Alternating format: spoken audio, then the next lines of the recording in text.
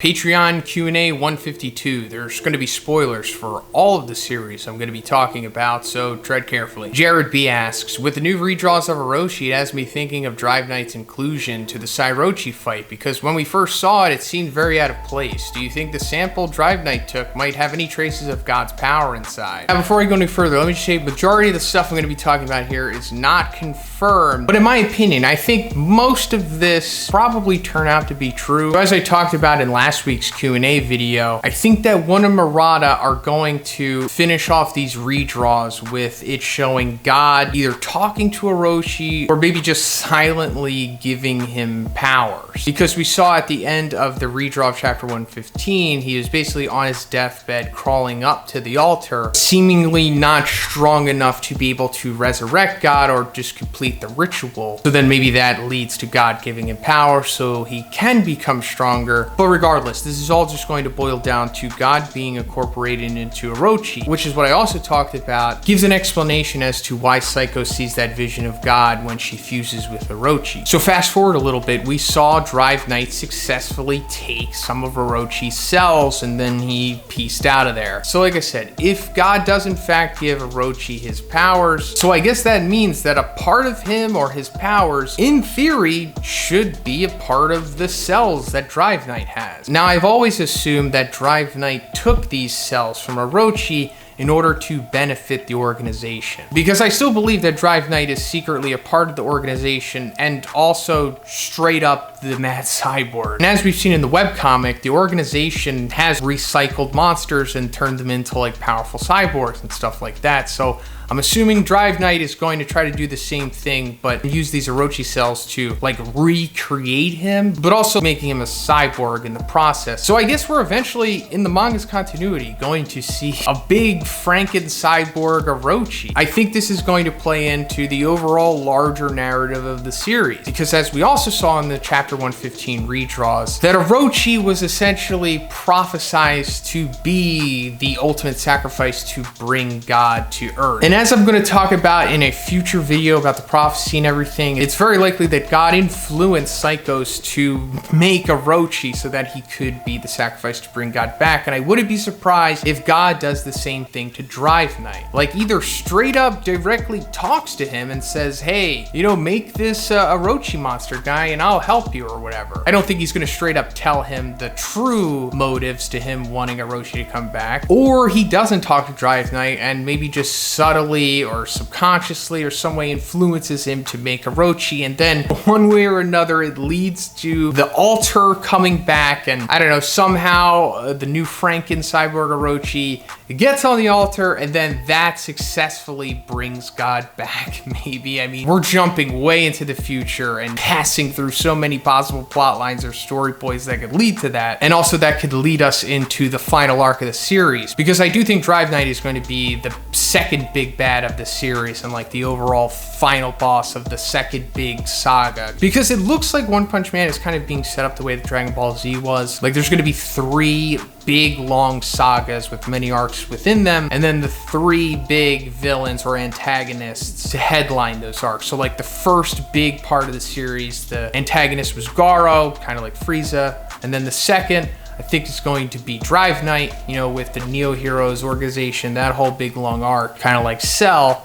And then the third one is going to be God, kind of like Boo, and then the whole big God arc, the final arc of the series. So Drive Knight accidentally sacrificing Orochi to bring back God, I think would be a pretty cool way to end the big second part of the series and lead us into the third part. Sean H asks, so apparently Bleach is getting a continuation, and not just a new anime season, a full-blown manga continuation. What are your thoughts? I'm just starting Bleach too. So I obviously knew that the anime was coming out sooner or later, and I was looking forward to that, but I had no idea that it was coming back to Jump. Like, I literally found this out yesterday. After I found out, I read the chapter, and I gotta say, it's pretty great. Like, once you get past the slice of life fan servicey stuff that takes up like 3/4 or like 3/5 of the chapter, it gets pretty interesting, and I think it's a really good return to form for Kubo here. Like, it seems like he has the hunger again, like sitting on the sidelines these past 5 years, watching all these new series come and, you know, crush it, while also at the same time the Western fandom not so sure about the other fandoms, but you know, talking crap on Bleach and the ending of it and everything. So maybe that lit a fire under Kubo and he was like, hey, you know what guys, I'm not done. I could still do this. I still got a lot left in the tank. And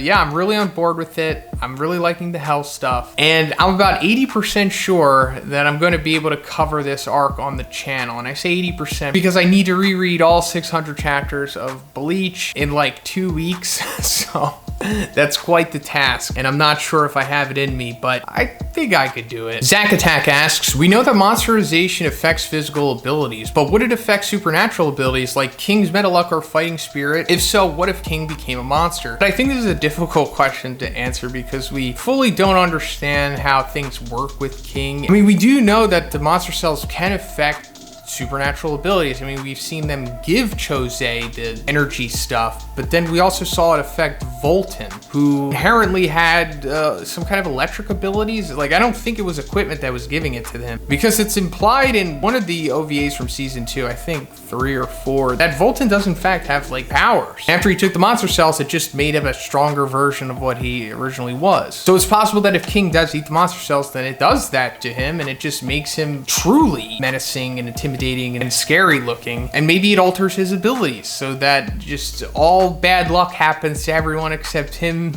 maybe. Dino W asks, thoughts on Black Widow? So I actually haven't seen this yet. I heard it was coming to Disney Plus, like, you know, no extra charge in October. So I'm totally fine with waiting for it until then. I'd probably be way more interested in watching this if Nat wasn't dead, you know, because it seems like if this is going to have an effect on the MCU, it's going to be a little one. And I have watched and read some reviews on this, and it just seems like, you know, it's just a fine movie, nothing great or anything. So I'm fine with waiting. Delamante asks, who do you like more, Colby Covington or Conor McGregor? So like 2 of the biggest heels in MMA. I guess I like Conor more just because he's more entertaining, I guess, but that doesn't mean that Colby's not entertaining. Obviously, they're both very entertaining on the mic, and I think Colby is an entertaining fighter too. I mean, I just personally appreciate that, like, super aggressive, grinding wrestler striking style that he has. But Conor, on the other hand, you know, it's like a full-blown glass cannon. Like, he's either going to win spectacularly or lose spectacularly. Natedawg asks, do you think that maybe the reason All For One knows so much is because he jumped into a different timeline that he already lived/saw?